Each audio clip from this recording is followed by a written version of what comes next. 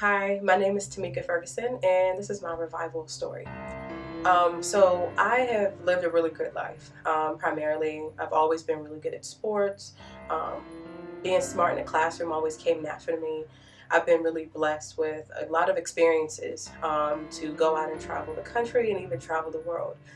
And so on the outside, it's always looked really good. Like I've always had it together because people see my accolades and they've kind of just know me through my accomplishments. And it was always easy to accomplish things because it was a showy kind of thing. I could be not really arrogant, but I can definitely boast in the fact that I've gotten awards, or I could stand on podiums and I was recognized and people can Google me.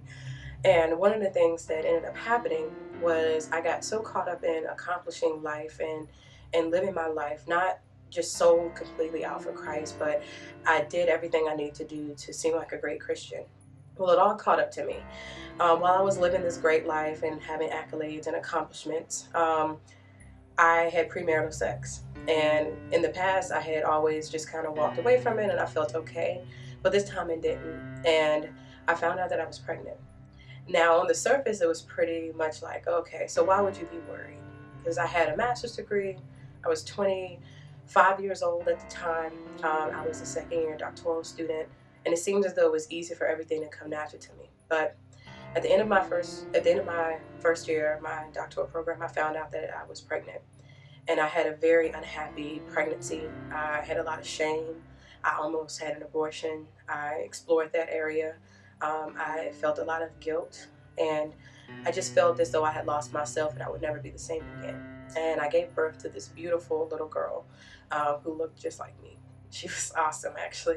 The pregnancy was not bad. I didn't have a ton of weight gain. I wasn't suffering physically or anything, but emotionally and spiritually, I was just completely off because I felt as though this entire reconciliation to God was not an option for me. And after I had her, the weight of carrying the sin, the hidden sin, the weight of carrying the shame, and being a single mom got the best of me. And I attempted suicide. And I was taken to the hospital. I was put on antidepressants. And one of the things that people don't understand is those are things that if you have never experienced them, they're really traumatic. And I had counseled other people through it. And all I was known for was just always being perky and always being joyful. And no one had really ever seen the sin, the intermittent sin that just would come into my life. And so I never thought that I never dealt with it in a way that it wouldn't stop coming and ebbing and flowing. After I was put on antidepressants, I just felt that I didn't want to live my life this way. I wanted to quit. I wanted to step away from living a good life. I just wanted to not go to school anymore and just curl up and hide away from everyone. However, I started learning that in my darkest moment, God is there. And so one of the things that I learned was that I gave up the antidepressants because I wanted to seek God first. That I have experienced God at a different level, and I knew that my faith in Him had always proven me wrong. And it had always proven Him and His will for my life to be right.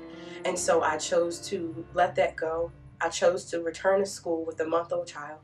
I chose to act as though nothing had went wrong. And I thought that that was a revival story. I thought because I made it and I was still going that that's okay.